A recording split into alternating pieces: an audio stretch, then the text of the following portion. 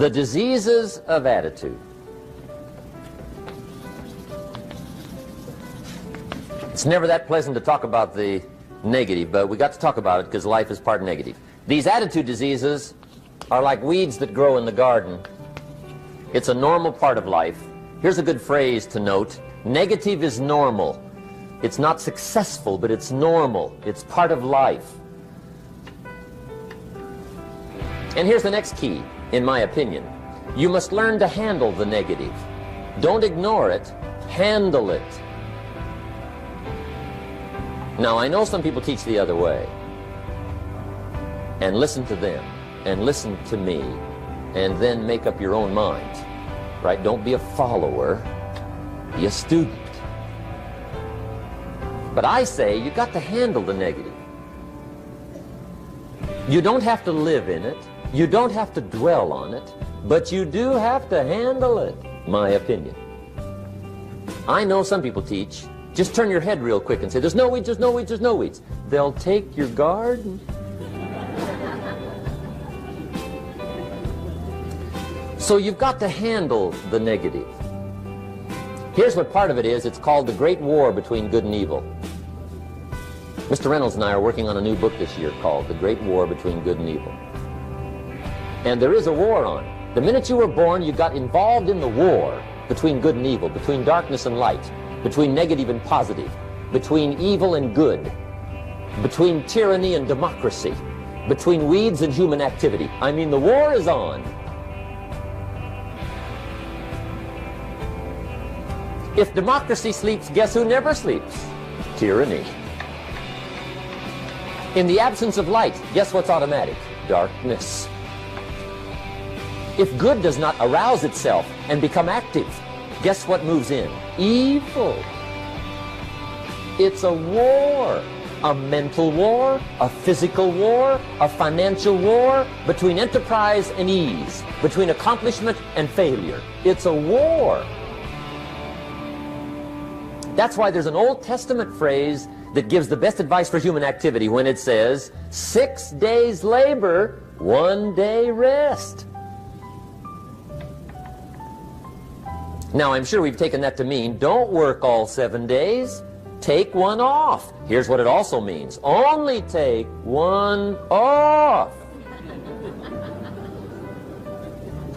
Or you're liable to lose the war. Now, we've got it down to 5 and 2, and maybe that's not too dangerous, I don't know. If God would have thought of 5 and 2, he might have made it 5 and 2. I don't know. You can't think of everything. But here's what it does mean. Enterprise is better than ease. If you rest too long, the jungle overtakes the village.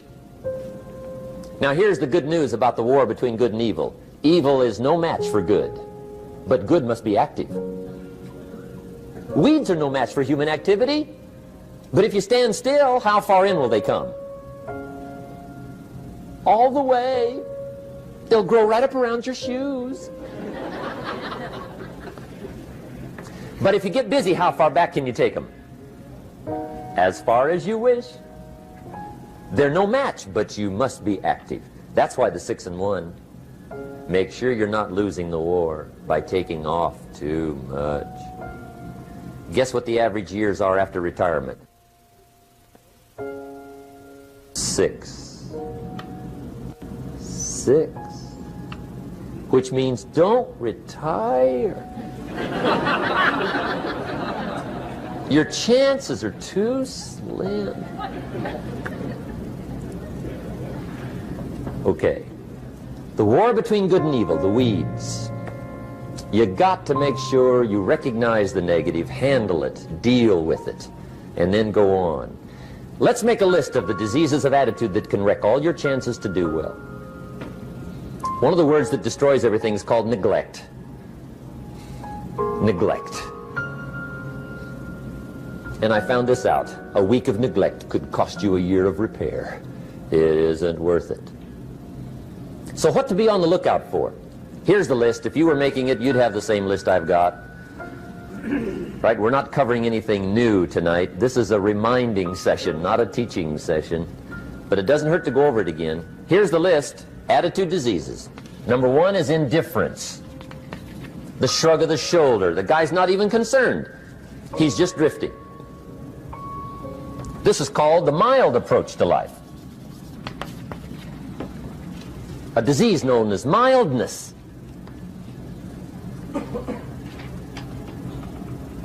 The guy says, well, I can't see getting all that worked up. Well, to be any kind of winner, you gotta get worked up. There's one problem with drift. You cannot drift to the top of the mountain. And the good Lord said in the closing chapters of the Bible, here's the best way to live, one way or the other. That's best. Hot, or what's next best? Cold is next best to hot. Not the half-baked middle, lukewarm, not too hot, not too cold. What a sad way to live. I think what it means is pick a direction and go with everything you got.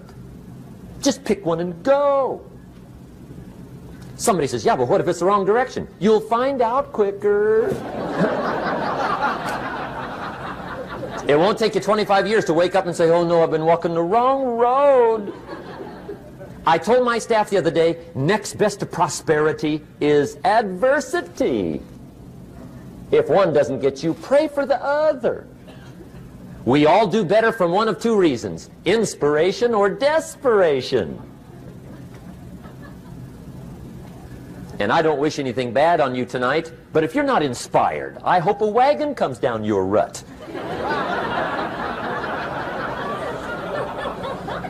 Whatever it takes to get you to try harder, read more, set your goals, and go for it. Somebody asked me one time, what quality would I pick if I wanted to work with somebody? And you know what I picked first? Number one, strong feeling. Please, number one, give me somebody that feels strong. About most anything, I don't even care. Just so they believe it. Even if they disagree with me. Wonderful. Just so they disagree vigorously. I'm not saying it's easy to win those kind of people to your point of view, but I'd rather do that than to try to resurrect people from the dead. Pump them up every month. Pump them up, pump them up. I pass. The good Lord needs a leader for the early Christians. Remember the early days of the Christians? Not like today. If you were to stand up in the early days and say, I'm a Christian, cut off your head, toss you and your wife in jail, let you rot. I mean, those were ugly days. Being a Christian back then was not called socially acceptable. They didn't have 125,000 in the Los Angeles Coliseum to hear Billy Graham on a Sunday afternoon. Not back in those days. Back in those days when the Christians got in the Coliseum, it was a different story, right? I mean, the word was, stay out of the Coliseum, especially on Sunday. Last Sunday was Lions 33, Christians nothing. See, those were mean, tough struggle days for the Christians. Now, when the days are mean and tough and struggling, you've got to have some kind of leader. Do you know who the good Lord picked for the leader when the days were mean and ugly? Saul from Tarsus. That's who he picked, Saul. I'll tell you what, I would have picked him. You would have picked him. Anybody would have picked Saul. Saul was one of those incredible guys. Once he got into something, look out. Everybody in the community knew what Saul was in. Because whatever he joined, he'd flip all the switches, open up all the dials, turn on all the faucets, and go like mad. He was known as All-Out Saul. I mean, he was something else. Now, at first, it wasn't working out well. Saul hated Christians, which makes a poor leader, right? I mean, that won't work. Saul got this bug somewhere about the Christians. He got to hating Christians. And he hated them so bad, every time somebody would say Christian, he'd fly into a rage. And I guess he decided one day, it was his mission in life to get rid of all the Christians. He was Saul anyhow, could do most anything he wanted to. So he got him these letters of authority to go around to the various communities and hunt down the Christians. They said, do whatever you want to with them, Saul, they're unpopular anyhow. Drag them in the streets, whip them, stone them, torture them, kill them. You mention the name Saul from Tarsus to the early Christians, I'll tell you what they would do. They would run, hide, lock the doors, leave town, dive underground. I've been in the catacombs of Rome where they hid. He was mean. I mean, terribly mean. But remember the story? One day Saul's making it for Damascus. Heard about some new Christians, flies into a rage, takes off for Damascus. And the story said he was angry. There's a little sentence in the story that says, on his way to Damascus, he was breathing out threatenings and slaughter, which meant he felt rather strong about the idea, right? That's strong, that's strong. But on this journey, right, according to the story, as Saul was making his way to Damascus, the good Lord looks down out of heaven and says, there's my man, Saul. He's got to be something else. And according to the story, this great light shines out of heaven, knocks him flat, right off his horse, grinds his face in the dirt, and blinds him for 3 days. The good Lord using recruiting tools we can't use, but when you're Lord, right? To make a long story short, Saul from Tarsus becomes converted to Christianity. He becomes Paul, the great leader, the apostle. And without a doubt, the good Lord got him a dandy. One he didn't have to pump up every month. In one of his later writings, he said, the things I once hated, I now love. The things I once loved, I now hate. See, that's strong.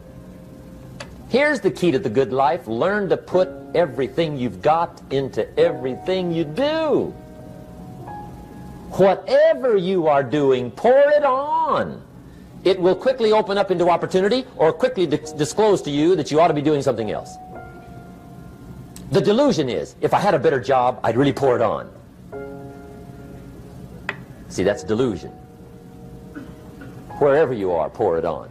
Don't give somebody half a job for a day's pay. Pour it on. See, that'll help change your life. Get rid of this disease. Here's the next attitude disease, indecision. Mental paralysis. The guy can't make up his mind and it becomes a disease. Pretty soon he knows he's got it. The guy says, well, I know I'm on the fence. But he says, what if I get off on the wrong side? Listen, after a while it doesn't matter. Just get off. Any side will do. A life full of adventure is a life full of many decisions. The ones that turn out to be wrong give you better experience to make better decisions. So don't see how many decisions you can get out of, see how many you can get into. That's where the adventure is. So shake off this disease, indecision. The next one is doubt. Doubt's like a plague. And one of the worst is self-doubt. There are many, but that's one of the worst. The guy doubts himself. Doubts if it'll last that long for him. Doubts if he can do that well. Doubts if he can make that much. Doubts if he can accomplish all that. A chronic, excellent self-doubter. You can imagine what damage that does to your future. So here's the key. Turn this coin over and become a believer. And there's many things to believe in. One of the majors is yourself.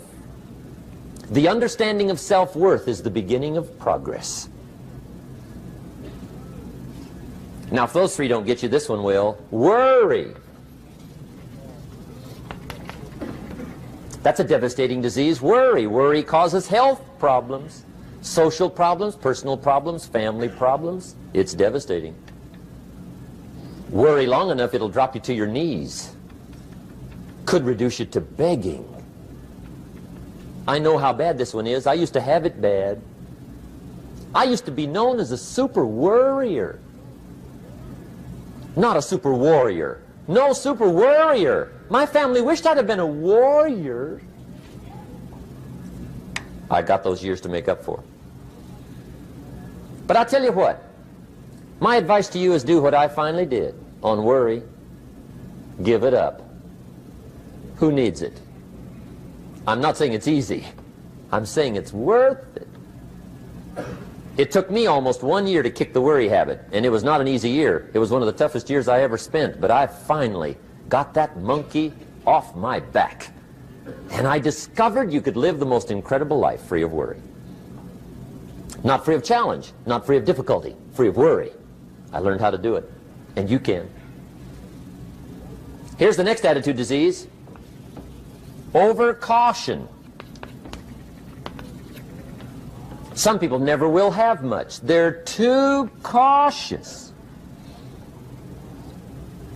Now, you can also be too reckless, but you can also be too cautious. This is called the timid approach to life. And my caution was always the risk. Risk used to drive me right up the wall. I used to say, what if this happens? It's called the language of the poor. What if this happens? And on top of that, if this was to happen, look at the fix I'd be in. I better not try. I could always ace myself out. Then I'll tell you what changed my whole life when I finally discovered it's all risky. The minute you were born, it got risky. If you think trying is risky, wait till they hand you the bill for not trying. If you think investing is risky, wait till you get the tab for not investing. See, it's all risky. Getting married is risky. Having children is risky. Going into business is risky. Investing your money is risky. It's all risky. I'll tell you how risky life is. You're not going to get out alive. That's risky. The Englishman says, well, if that's the way it's going to work out, let's give it a go. Right, that's what it's for. Give it a go. Somebody says, yeah, but I'm looking for safety and security. Fine, then huddle in a corner. We'll cover you with a sheet, bring you 3 meals a day. And we'll protect you, feed you, look after you, care for you. We won't let anything happen to you. And you'll probably live to be 100. The guy said, well, yeah, I'd live to be 100. But what a way to live. Right. What a way to live, safe and secure. Don't ask for security. Ask for adventure. Better to live 30 years full of adventure than 100 years safe in the corner. And see, it's not important how long you live. What's important is how you live. Here's the next attitude disease. We're almost through with this motley list. In fact, we're almost through. Hang on. The next one is pessimism. Pessimism, the deadly disease of always looking on the bad side, the problem side, the difficult side, checking all the reasons why it can't be done. The poor pessimist leads an ugly life. He doesn't try to figure out what's right. He tries to figure out what's wrong. He doesn't look for virtue. He looks for faults. And when he finds them, he's delighted. How ugly. This is the poor guy who looks through the window, doesn't see the sunset. He sees the specks on the window.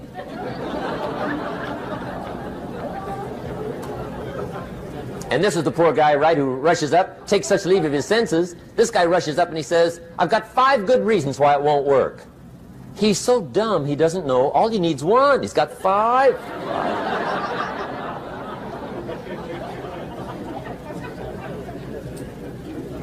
To the pessimist, the glass is always half empty. To the optimist, the glass is half full.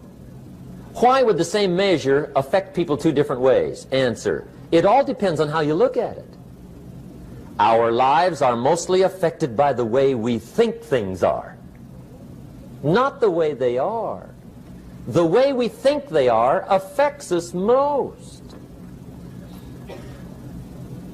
There's a subject we don't have time to get into tonight called better thinking habits.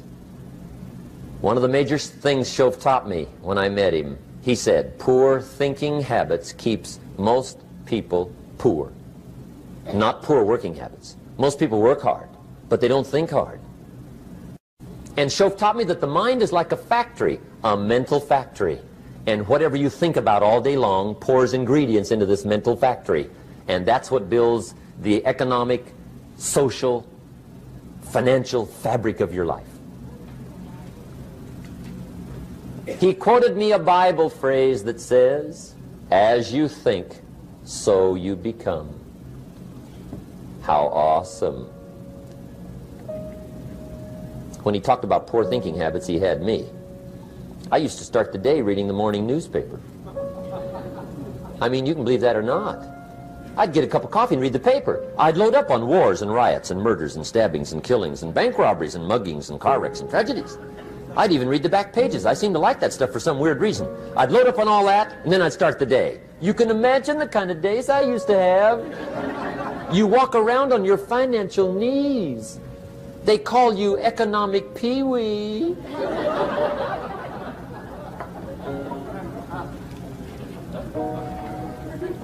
The guy says, I want to be a great leader.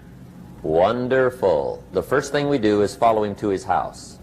When we get there, we walk in and check his library, number one. Somebody says, well, why check his library?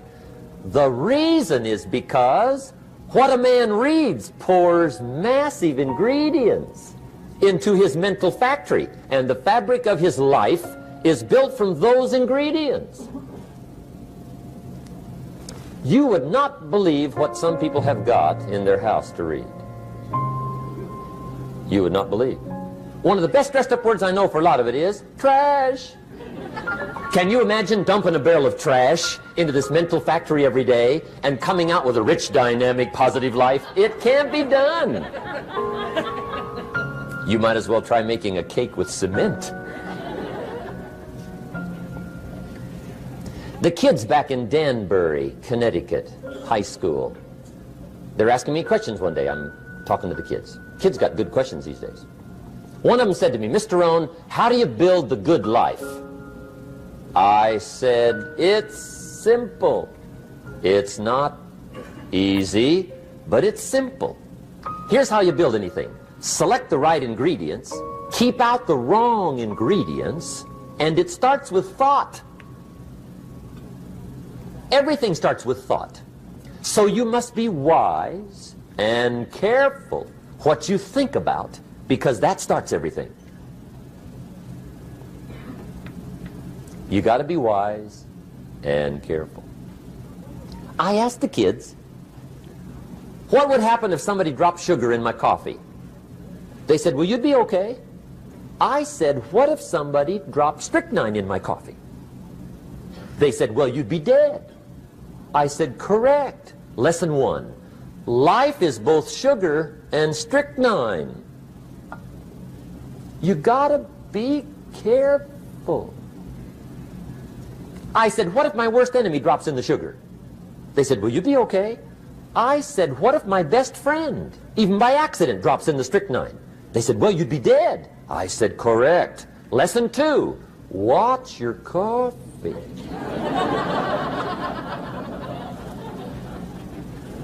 You got to be careful. See, it doesn't matter who hands you the bad stuff.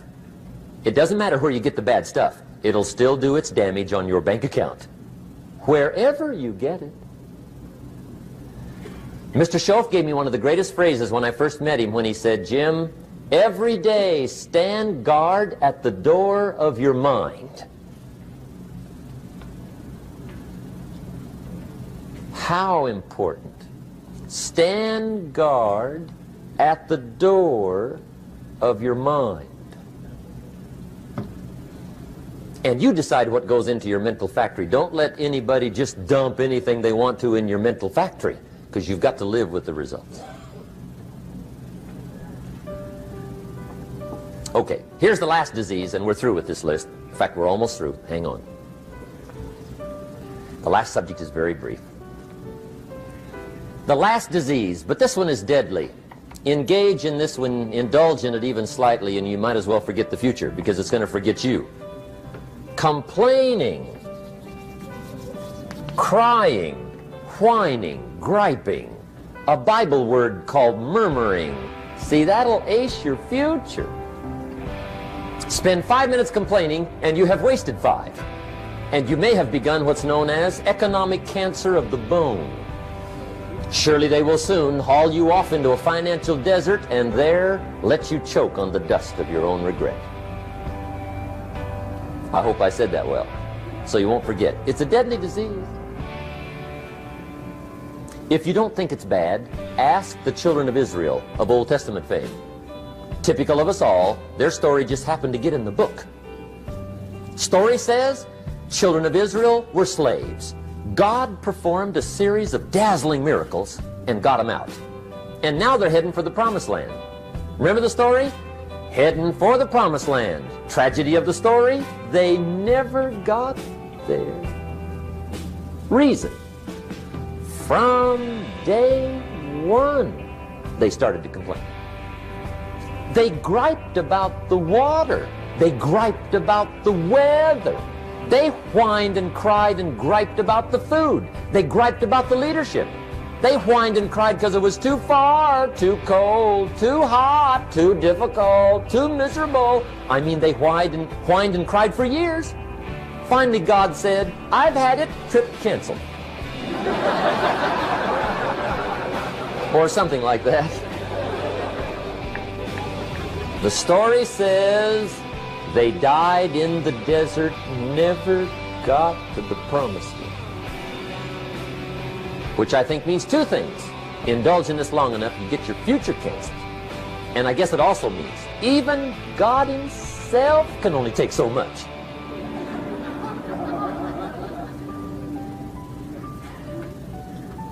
Okay. Just be on the lookout of the things that can destroy all the good you start. The war is on. And this evening, tomorrow, mentally, personally, socially, economically, you got to make sure you're winning the war. And this is part of it.